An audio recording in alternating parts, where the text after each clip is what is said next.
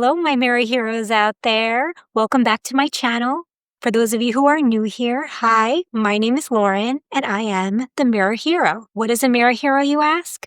Mirror Hero is someone who rescues himself each and every night before they go to sleep, and who shows up for themselves and has their own back each and every morning, especially on those tough mornings when you need yourself the most. And oftentimes, I think we find that the best help we've ever received is just on the other side of our mirror's reflection.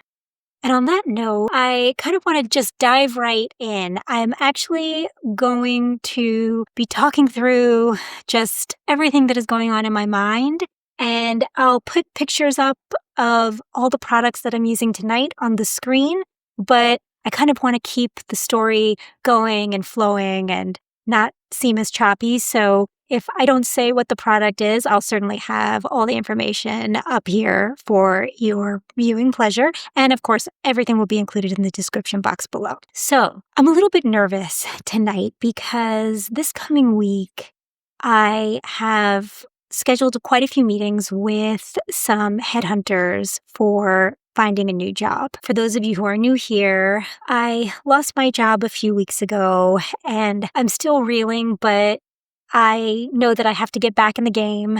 And so I'm just kind of trying to psych myself up, but it's been quite a journey. So not only did I get laid off, but I wound up moving from San Francisco all the way back to New York, where my family is. And I am here in my sister's beautiful bathroom that she just renovated. She wanted me to tell everybody that. And it looks great.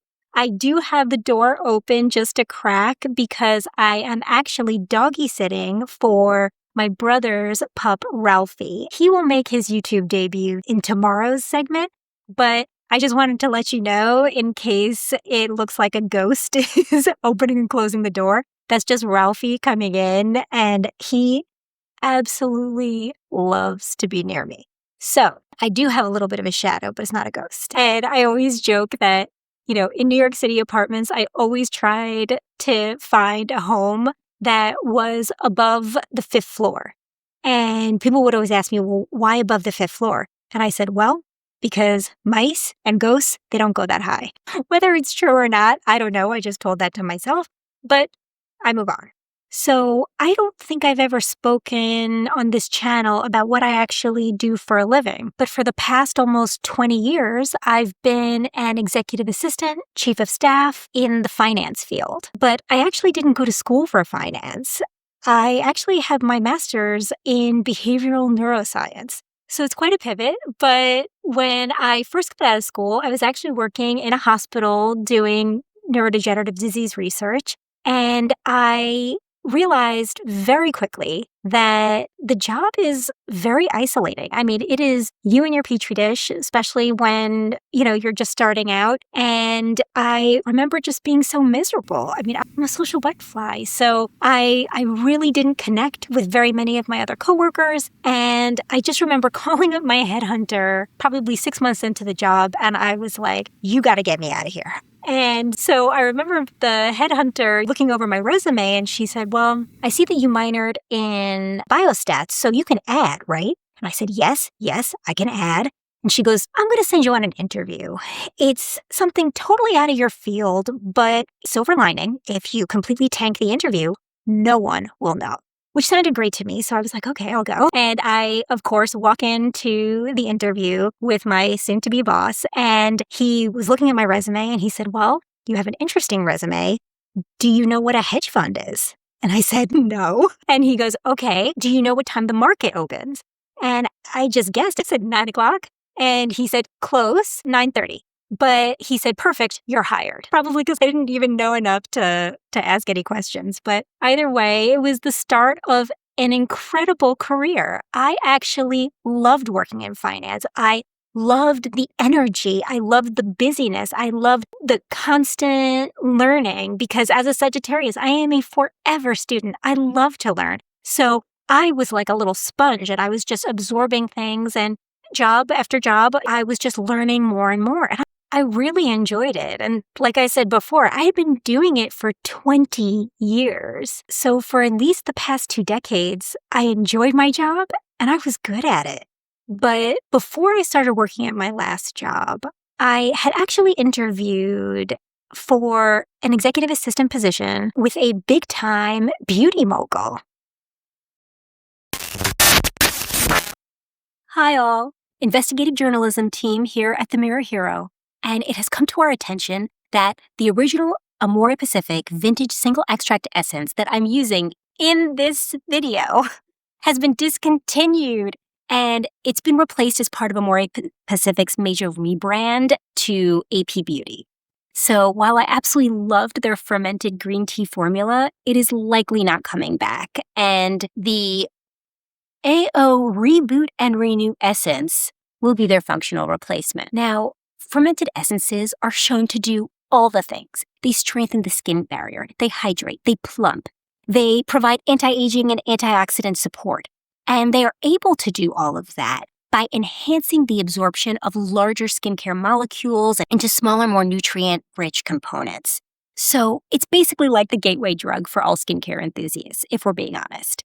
So if you're looking for other fermented essences, I would love to recommend two to you today. The first is the Tatcha essence. Now, I have used this several times on my channel, but they use rice ferment, and it is so light and airy, and it just kickstarts the rest of your skincare routine that you have for the morning or evening. The second essence I have not included in a video yet, but now is as good a time as any because I've actually been using it for about 2 years.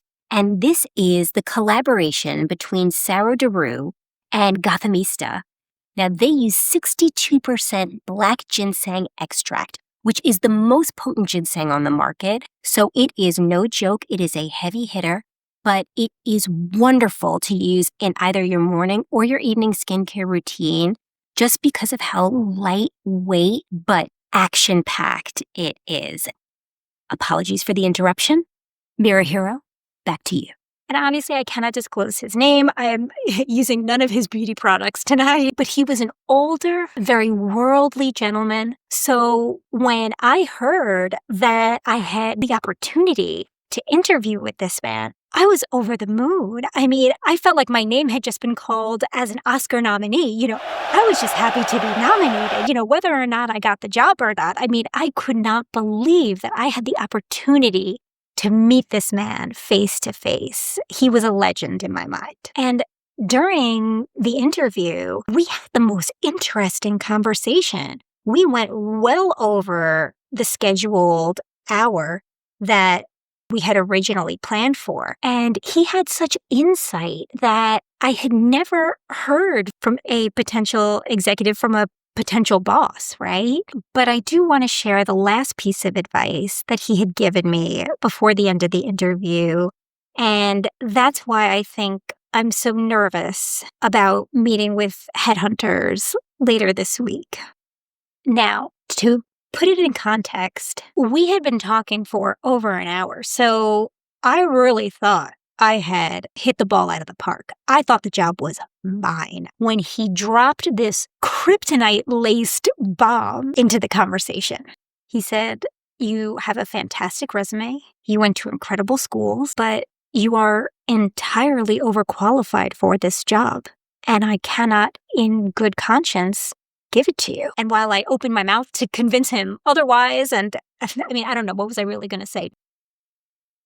But he remained calm, and he said, "Not only that, but please listen to what I have to say." And he leaned in, super dramatic, and he looked me dead in the eye, and he said, "You don't know who you are." He said, "The resume that I'm holding up is you." He said, "Everything is factual."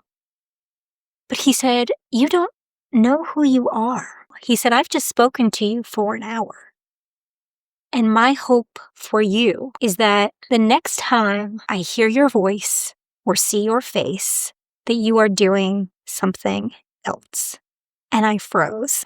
This was about 5 years ago. Obviously, I have not seen him since, but that experience has lived rent-free in my mind for about 5 years. It's been 5 years of me staring into the mirror and thinking to myself, maybe the beauty mogul was right and I've lost my way. And that's a really scary thought because when you've been doing something for 20 years, right? 20 years I've been doing this. And when you realize that maybe you should have been doing something else and I've wasted all this time, it's a really sad thought. And so, most nights, obviously, I'm not talking into a camera or even talking out loud, but as I power down and I start preparing for my discussions with these headhunters, I think about this. Am I going to try again? Has this always been like a round peg, square hole? I've always been good at my job. I'm really good at what I do. But does that necessarily translate to I should do it for 20 more years? I'm 43. And if I retire at 65, hopefully not, but if I do, then that's kind of a crazy thought that I'm doing something that I shouldn't be doing or that I should have pursued something else, right? And I think of that quote by Iris Apfel, who I love. Iris Apfel, I remember, once said that the worst fashion faux pas is to look in the mirror and not see yourself. So I don't know if any of my other mirror heroes have ever felt like this, but I'd love to hear from you in the comments down below if you're open enough to share. Or if not, then please just send me some luck for my interviews with the headhunters this week because that's just as good. And so I'm just going to put on my last layer of moisturizer because, oh my gosh, this weather here in New York. I thought living in San Francisco, I just had great skin. I do not. San Francisco was just better weather. And so, oh my goodness, I just got to do a serious lather. We're talking double layers. I think I used half the bottle just now. And we will live to fight another day. So thank you so much for joining me tonight. I'm so happy you're here. We could talk this through. But I love that I have time like this at night to work things out of my mind and just see if I can rescue myself yet again, just like we all do every night and every morning. So with that, I want to wish everybody a wonderful night. Sleep tight, and I'll see you in the morning light. Take care.